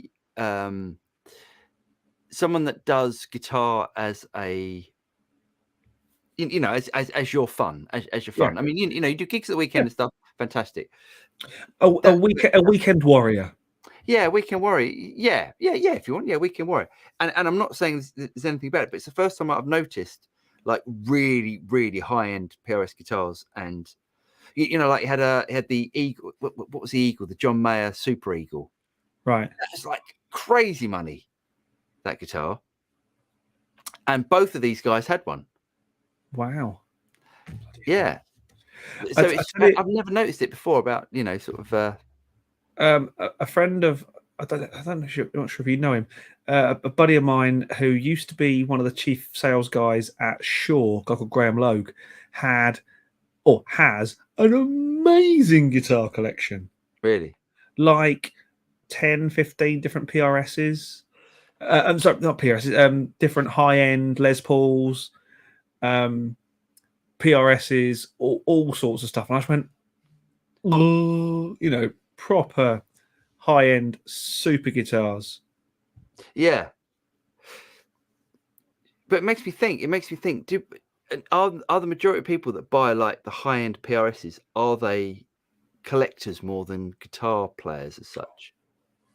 And I'm not saying this guy, he wasn't a guitar player. He was, he played, and I loved what he was doing. He got his whole family involved in playing music, and especially during lockdown, they all played, like, he had a drum kit and cool guitar amps and stuff like that. So the whole family got together. It was brilliant. It was a really nice way of, getting the family time, rather than being plonked in front of the TV. Exactly. Yeah. I had a lot of respect for him. Really good guy.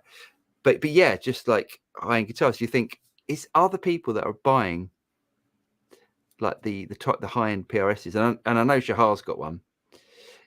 He's got a custom 24. I don't even know where I'm going with this, but you hear what I'm saying? Is it like I don't think I'm worried about it, but I think it is something. I mean, there is that whole kind of PRS dentist guitar. Yes. And yet you do see people, top end players playing them, obviously. But I don't see many PRSs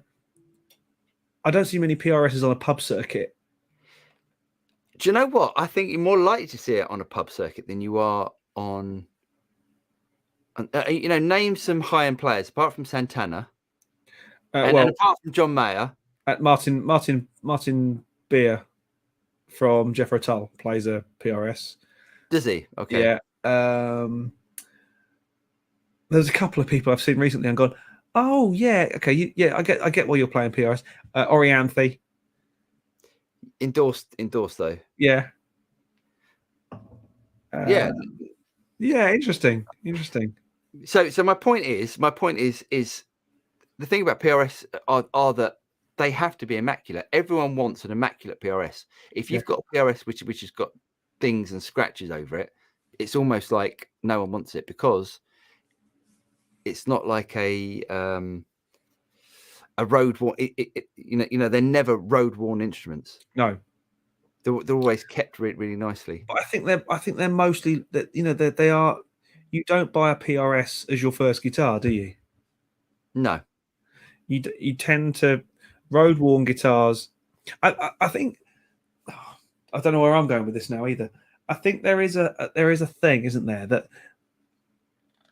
I think if you turn up to a gig with an old beaten up Strat that's probably beautiful and old, you can tolerate a few dings and the scratches. And no one ever said to Rory Gallagher, I think you might need a new Strat there, mate. It's a bit beat up. Yeah. I think whereas if you ever saw a beaten up PRS, you'd be like, oh, that's seen some hard work, isn't it? Yeah. Yeah. Yes. Anyway,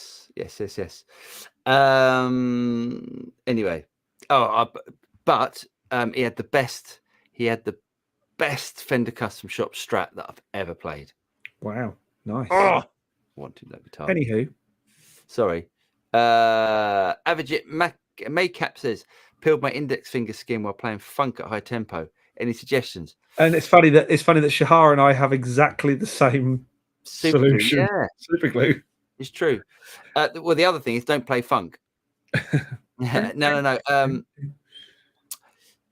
Mate, yeah, that is. Yeah, I think bit of glue on it normally. Yeah, super glue normally helps. But I feel for you. That's Peter Lambert. Song. Huh? That's another good song. I feel for you too. Yeah. How do you keep constant? You feel uninspired? Sorry, how do you keep consistent? I.e., you feel uninspired, or you get a headache on a session? Is it ever scary? Oh yeah, of course it is. There's definitely days I come in here and go, right, and then that goes on for a couple of hours, and you have a cup of tea, and you go, I'm going to do something else because this ain't happening today. Yeah, that's horrible. That's horrible. I tend to be. I have notebooks all over the house, much to my wife's absolute dismay. If I have a brilliant idea, and I'm not saying all my ideas are brilliant, if I have a brilliant idea for a video or for a song or whatever, I will make a note of it. Like I had an idea. I've got to do some more stuff for Antelope this month, and I was thinking, oh God, I've got to come up with something a bit different, bit left of center, And I had a brilliant idea about effects chains and stuff, and I thought, right, I'll note that down because I will forget it. Over the weekend, like you say, emails that come in on the weekend are the last ones to get sorted out on a Monday morning because they're the furthest one down the chain. I think don't force it. If you have an off day, go and do something else. Don't just sit there because all you will do is make yourself more annoyed. Inspiration will come back, and don't fight it. Just wait for it to happen. Yeah. One of the worst things for killing creativity is being nervous and uninspired or all of that sort of stuff. It's funny, like when you relax, it's funny, isn't it? Like how much mood can affect. If I'm trying to track a solo guitar part or something, and I'm getting more and more het up, posture's gone. First thing that I have to do is so what's it? BPBV, breathing, posture, and attitude, or something like that. First thing, sort your spine out, sit up straight, get some breath into you, calm you down. Yeah. And then all of a sudden you go, okay, I can play it. I'm not hunched up like a cripple. Yeah. It can be scary, thinking where's my mojo gone, my musical mojo gone. Yeah. But that's normally fixed by a day out of the studio doing something else. Go for a walk, go shopping, do something else. Go see your family. Mm-hmm. Maybe not that bit, but you know what I mean. Yeah. I hear you. Michael Kelly guitars are on par with Holly Benton. Not bad at all. They're owned by Sam Ash. Nice. Oh, interesting. Hollywood Actress says, I might have missed what you said. You sold the 2-Rock. Yes. If yes, why? It was, so I had to choose. If I had to keep one out of the Matchless or the 2-Rock, I'd keep the Matchless, because the 2-Rock is absolutely brilliant. And I know I'm going to regret selling it at some point. It's just the Matchless was more. You don't think I will? I don't think you will. Interesting. I don't think it was right for you. Oh, okay. I mean, I really liked it. It's one of those amps that I plugged in, so you turn off at night and then you plug something else in, and the next day and you're playing through something else and you just go, I wonder what the 2-Rock sounds like, and you plug it in and you go, oh right, I understand why. I got that with your Matchless though. Genuinely, I went, oh god, that's good. It is really good. The Les Paul into the Governor into the Matchless was a match made in heaven, in Devon. That was nice, wasn't it? Lee Abraham said, I know retired PLC chief executive through my day job. He spends a fortune on custom shops Fenders, yet can't replay at all. Such a waste. But here we are. His money. Yeah. Someone's got to buy them. Yeah, exactly. And you and me. How about the high-end and vintage guitar market? More collecting than playing with prices these days. Yeah. So James and I next week. You still okay for Tuesday? Yes. James and I are going to visit a very nice gentleman, and we're going to try out a 59 burst Les Paul, an original 59, and a 57, which I think that's got to be. I mean, that's just crazy, isn't it? I think I'll have to wear gloves. Huh? I have to wear white cotton gloves. It's true though, isn't it? It's funny how it's funny that in any other market, if there was something that was worth that amount of money, you would be wearing gloves.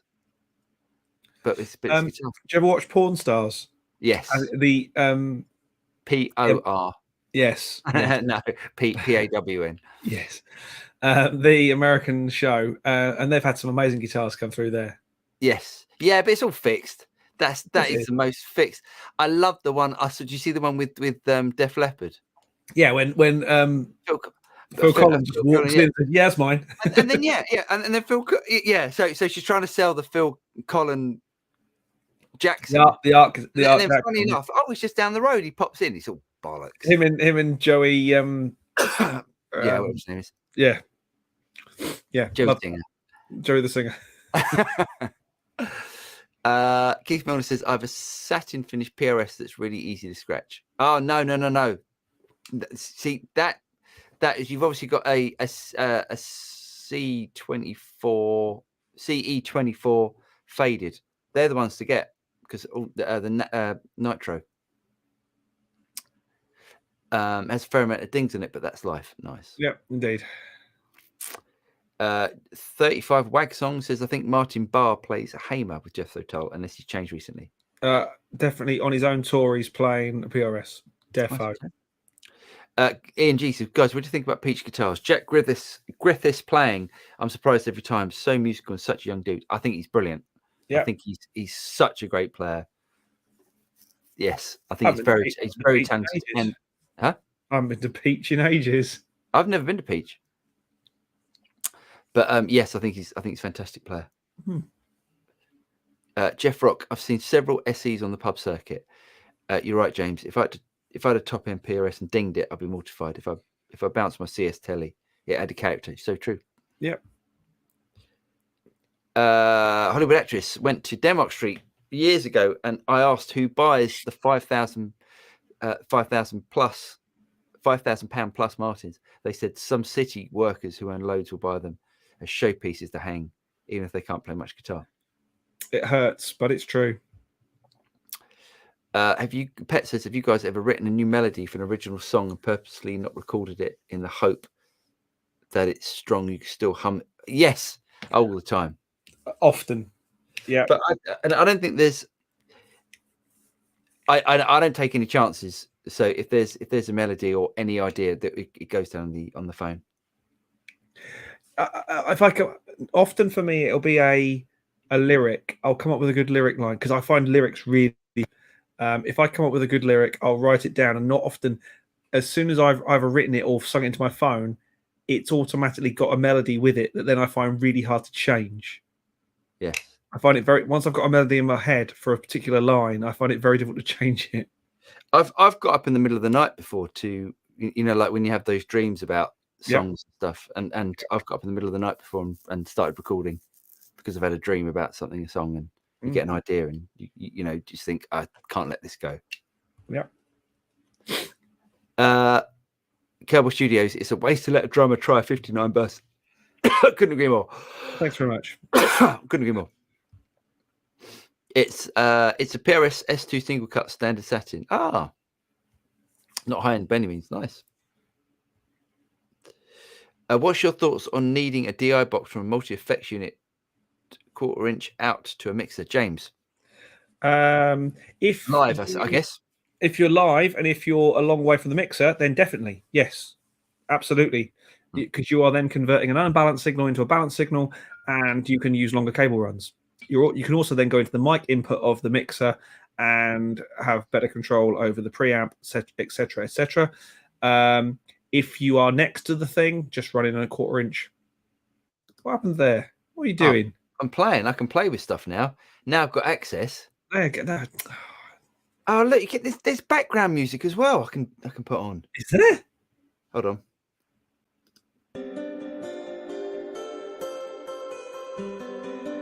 You must have a newer version than I've got. Where's that? In settings. This is great. Okay, let's turn that off.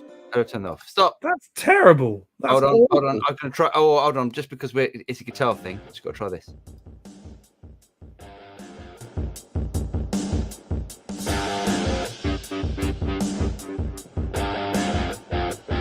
No, that's awful. Yeah, I quite like that. Anyway, yes, I quite like the new stylish though. Yes, all right, go for that. Sorry, I was. I didn't know you could, where's that? Where's that control? No, you don't need to know. You don't need to branding. Know brand, that's it over there. Yeah, anyway, Keith says, I'm not sure that I would gig a high-end guitar from from any manufacturer. Not that I gig. I don't think it bothers me as much. The only guitars that I wouldn't gig, I don't mind gigging PRS, and the only guitars that I don't like to gig are Gibsons because of the headstock. But I don't mind dings. I don't mind dings on guitars. Bruce says there's a 59 burst from England on Reverb for 385 squillions. Is that the one you're going to see? I don't know, actually. I hope it doesn't sell it. If it is, I hope it doesn't sell it. There can't be many, though. I don't know. I don't know how many there are. I'd love to. Oh, I'm excited. I'd love to. Yeah, I'm really excited about trying that. We're done. Yeah, well, I guess we are done. Thank you ever so much for joining us, everyone. Back to normal strength. Again, thanks to Greg for standing in for me last week. Oh, yeah. And we are off. So we've got a day shooting videos tomorrow. Then we're off to see our friend with the amazing guitars and amps and stuff, which will be making some videos there. Yep. Very excited. And then we'll be back with you next Wednesday for more craziness. So from myself and my colleague, Mr. Drew over there, it's good night from us. Take care, everyone, and we will see you again next week. Bye-bye.